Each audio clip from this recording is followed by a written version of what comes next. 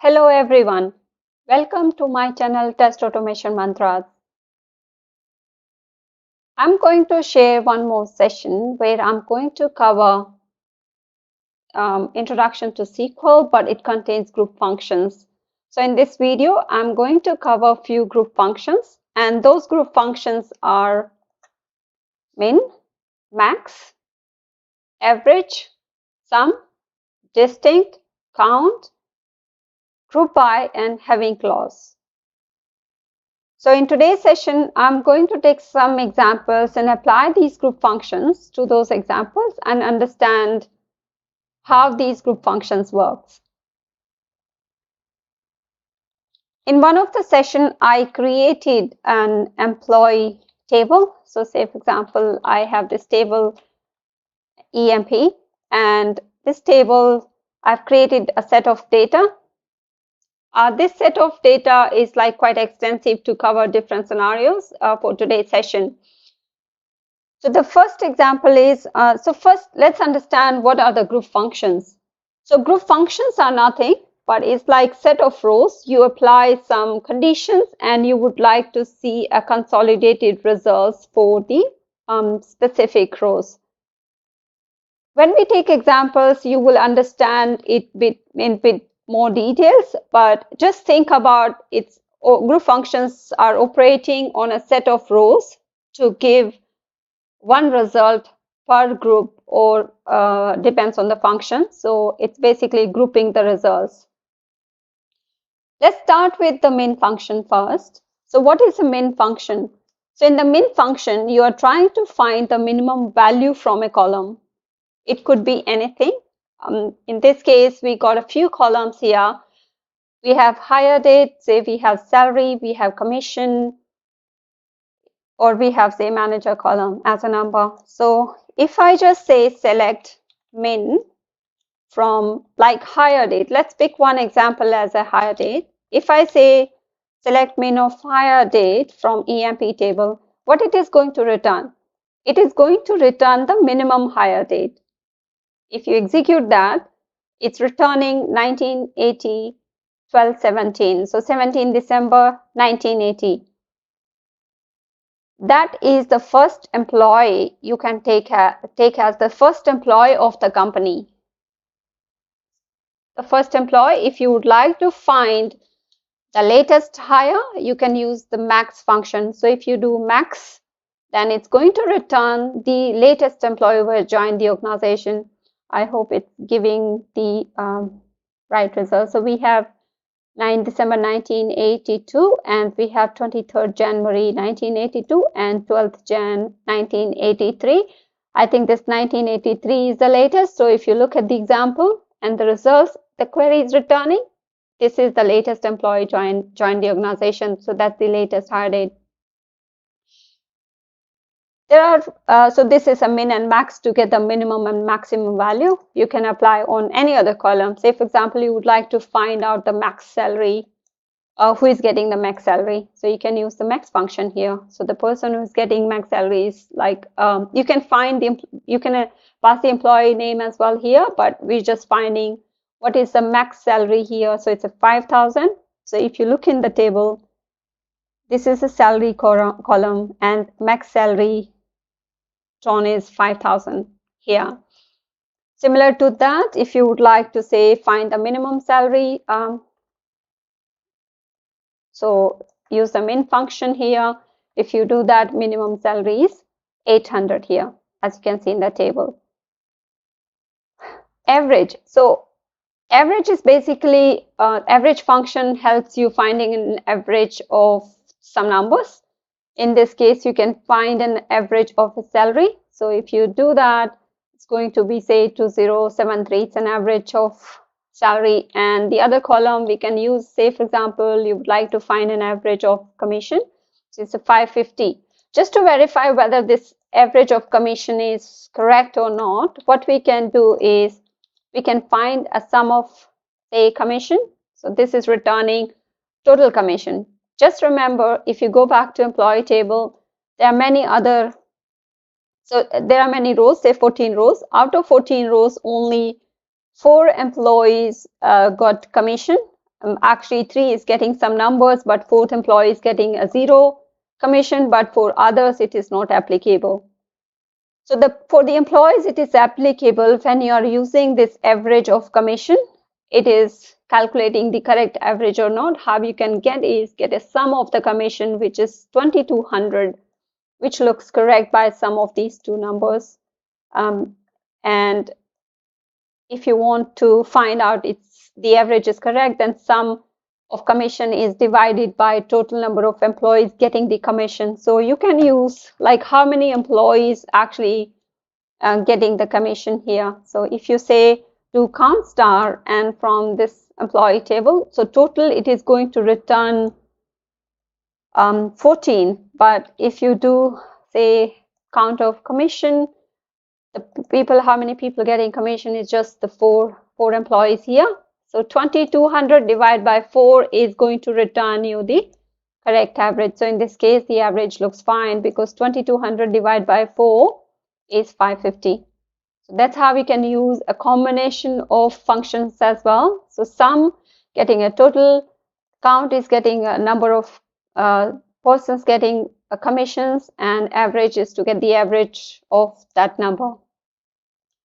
Now there are few combinations you can apply. Say for example, getting a distinct value. Say for example, in the employee table, if you look at the department column, if you would like to find a distinct values of these departments, say for example, you want to get a distinct department numbers from the employee table, how you can do that? You can use the distinct keyword here. How do you do that? Say for example, distinct of say department number here from EMP table, and when you run that query, it's going to give you 10, 20, and 30, which looks like, if you look at the numbers, it looks correct. So you can verify that whether it's returning correct or not. Say for example, you would like to say distinct of salaries. So is it going to return you distinct value? So it's returning 12 records here, but if you look at the employee table, it's 14. If you would like to see actually the count of employee, how many employees getting how much salary, whether this distinct of cell is correct or not, so that it's returning 12 records here, that means there are 2 records where salary is same. So if you look at the table, row table, and try to understand which numbers are same or which are different, you should be able to find that out. There must be 2 numbers or 2 employees getting the same salary. So say for example, employee 7788 getting 3000, employee 7902 getting 3000 again. So these 2 employees getting the same. Similar to that, there must be 2 other employees who are getting the similar salary. So if it is difficult, you can do even say order by cell ascending or descending. You can do either way, as we have covered these order by in the previous video. If you look at 7521 and 7654 is drawing a salary of 1250. So these 2 are going to be falling under one category. So when I say distinct of salary, it's going to return 1 for these 2 records. Hence, we are getting 12 records here. So this was distinct. Now, say for example, you have to say group by. So what is the purpose of group by? Group by is, again, as I said, the group functions is applying the functions or grouping on the rows to get a single result. Similar to that, you can apply group by as well. So group by is a keyword. How and when you apply is a group by. In this case, we said salary, right? So let's try to find, say for example, sum of salary, maybe. We can have sum of sal from employee, and say for example, you want to group by cell here. So group by is a keyword, and then this keyword you can use and you can apply on any of the columns. We'll see a detailed example very shortly. Similar to that, you can use a having clause with or without other details. Say, for example, you would like to get all the employees which are getting a salary, like sum of salary for all the employees. Sorry, what did so it's a aggregate function. So sum of salary is less than 1,000. So nothing. So for example, say 8,000.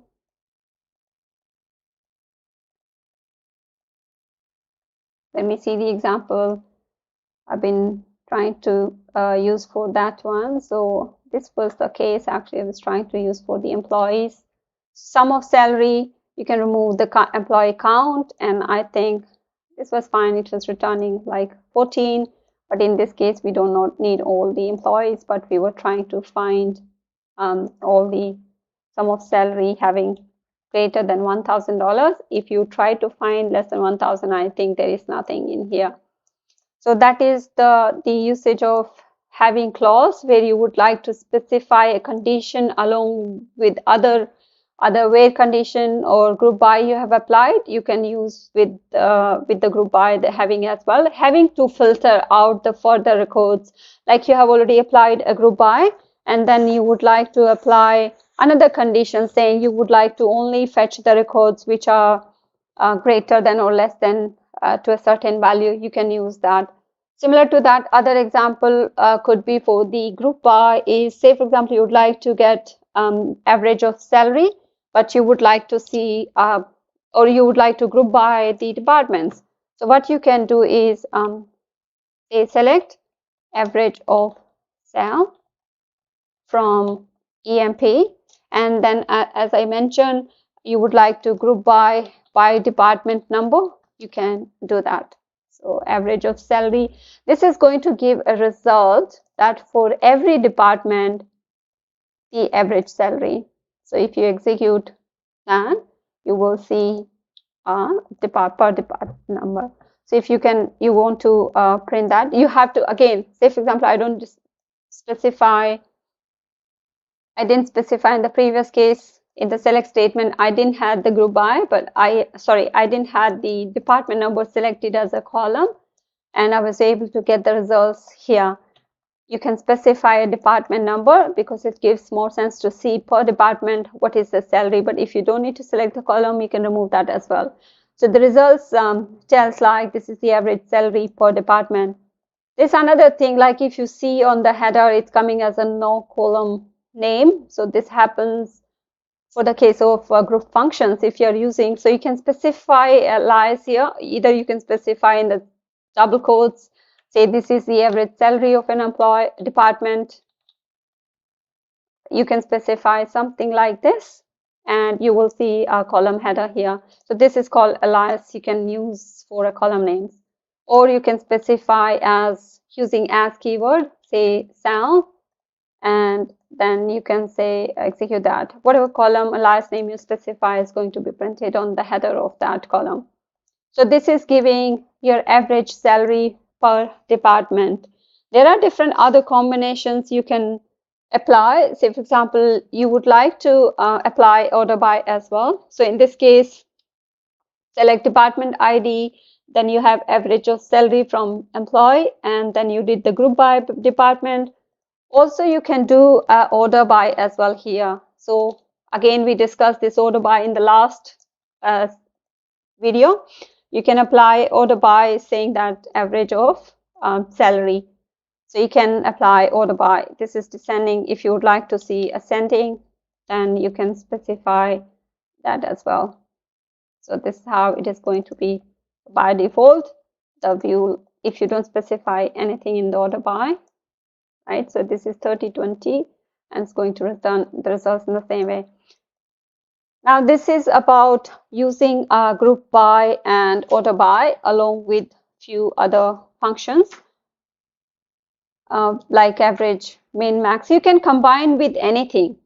Now let's use another example to see with the having clause. So say for example, you would like to have a similar example, but in this case, instead of average, you would like to get a max of salary. for a given department number, maybe from EMP table.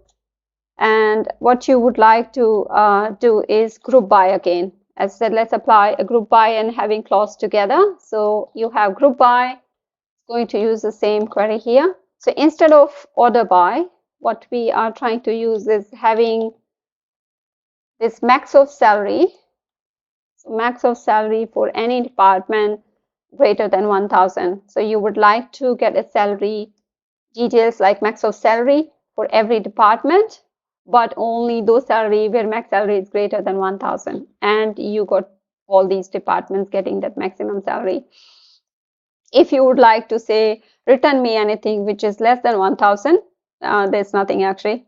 So I think it's all greater than, I believe. Yeah, that's what it is returning. If you would like to say minimum salary for every department, you would like to fetch in, and minimum salary is greater than this 1,000, then department 10 is getting salary as 1,300. If you would like to less than equal to, then you get 800 and 950, which is in the department 20 and department 30. So these are different usage of group by and having clause here. You can add any condition here.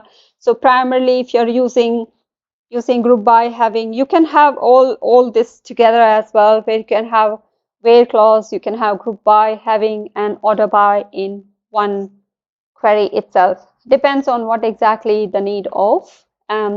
So you can specify accordingly. Similar to minimum, you can change it to sum of salary as well. Say, for example, you would like to find a sum of salary for every department where sum of salary is less than, there's nothing. But if you do greater than, then it is going to be 10, 20, 30. This is what it is going to return. So again, this is group by and having together. You can have, actually you can specify, again, these combinations can be used with each other. Like, say, for example, from the employee table, you would like to find a maximum average salary. So what you can do is, you are first say you want to find average salary, and then out of that, what you are looking for is max of that average, right? So what you can do is select cell from employee, and you can again group by department number if you want to, because without department it's just going to give a number, but with department you can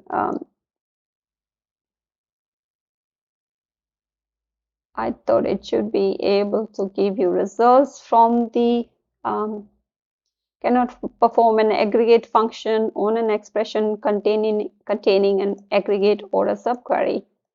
Okay, I thought inside this looks like SQL Server might not be allowing that nesting, but it should be. So say, for example, this is an average salary. So if inside this, if I can specify, say, distinct,